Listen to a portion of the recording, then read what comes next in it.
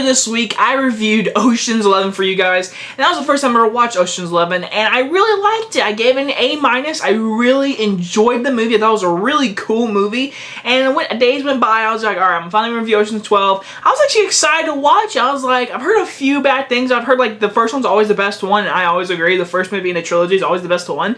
So really, I was going into this movie, but I was sitting down with Mama, and she was like, Tommy, this is not the best one, I'll tell you that much. And I watched it, and after I was done watching, I was like, dang, Mom, you didn't tell me it was that bad. Ocean's 12. This movie came out in 2004 and is directed by Steven Soderbergh and stars Julie Roberts, George Clooney, Matt Damon, Brad Pitt, Don Cheadle, Andy Garcia, and everyone from the original cast is back. And so I was excited to watch this movie. I've never watched the Ocean trilogy before. I've seen a clip of it, and I've heard a lot of great things, and I've heard a few bad things. And I was excited to watch this one because I liked the first one a lot. And so basically the storyline in this movie is, spoiler alert for if you had not seen the first Ocean's movie, in this movie, pretty much, Daniel Ocean, George Clooney, he's living a life with Julia Roberts, and all of a sudden, Andy Garcia has come back in his life, and he goes to each one of the group members, and he tells them, you got 2 weeks, or I'm gonna find you, I'm gonna kill you, because you gotta pay my money back. He's coming back. Andy Garcia is back. He wants his money back. The money they stole in the casino from the first movie. He wants all the money. So basically it's like $97 million. So they go to Amsterdam to rob someone, and turns out there's another robber called like the Night something. It was like Night Fox, whatever. And so this person already robbed the thing they were gonna steal, and he's like, hey, I'm actually part of Andy Garcia, I'm part of his plan, and I'm gonna make you guys go rob this egg, because then if you do that, I will pay Andy Garcia back, and the reason why I'm making you do this is because I am a better robber than you. That is literally his reason why he's making them steal this egg, because he's like, I'm a better robber than you. So they both go after these eggs, whatever, and then that's when the movie's actually good. So the first 40 minutes or 30 minutes, I don't even know, it might even be the first hour of this movie, is literally them getting all back together or whatever, going to Amsterdam, trying to find something just to rob, how to get all this money back.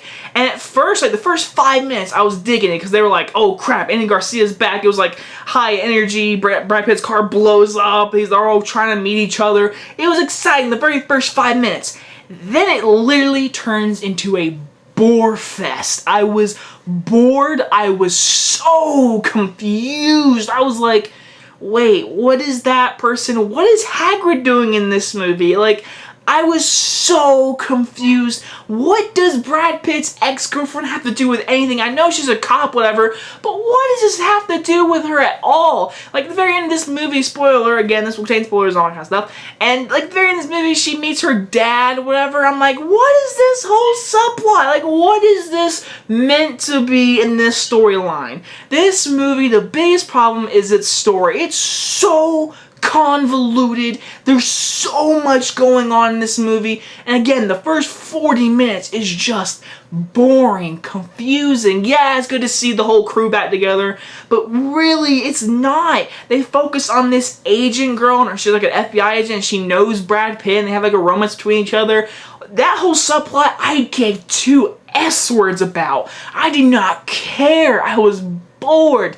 Then finally, when they meet this Night Fox guy, whatever, and he's like, hey, I want you to go rob this egg because I'm a better robber than you, and I'm gonna rob it first and do it better than you.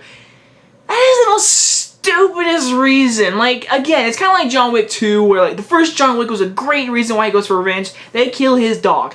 In the second one, he's going right back into it because he made this oath, whatever. This movie feels like that. He's just like, they're thrown back in there for no reason because one robber guy's like, I'm a better robber than you. That's all there is to it. Let's just see who wins. And we all know George Clooney wins. He does the whole trickery, whatever. He switches the eggs, whatever. The actual robber guy, the Night Fox, whatever guy, he steals the fake egg and they get the real egg. And it's just whole thing, whatever, and it was so boring. See, what made the first one so cool and good was his music. The story was simple. George Clooney and his group of men are robbing this casino and this bank vault because Andy Garcia is dating Julia Roberts, who is George Clooney's ex. That is the story. That's just simple, clever, cool, awesome, everything. In this movie, it's literally a whole thing, and it's just too much, and it is boring. There is one good funny part though in this movie. It's something to do with the actual Julia Roberts actress, and Julia Roberts, who plays Tess in this movie, is playing Julia Roberts in real life in the movie, even though it's Julia Roberts playing this character who's playing herself. It sounds confusing, but it's actually the funniest part in the entire movie because they run into Bruce Willis and it's hilarious. The reaction is awesome. Overall, though, the directing is good, the cinematography is good, all the acting is good, the whole crew, I mean, it feels like the crew from the first one, but not as cool, and the music's definitely not as cool as the first one. This is honestly a bad movie. Like, it's not that good. It's barely as funny as the first one. There's no cool, awesome scenes like the first one.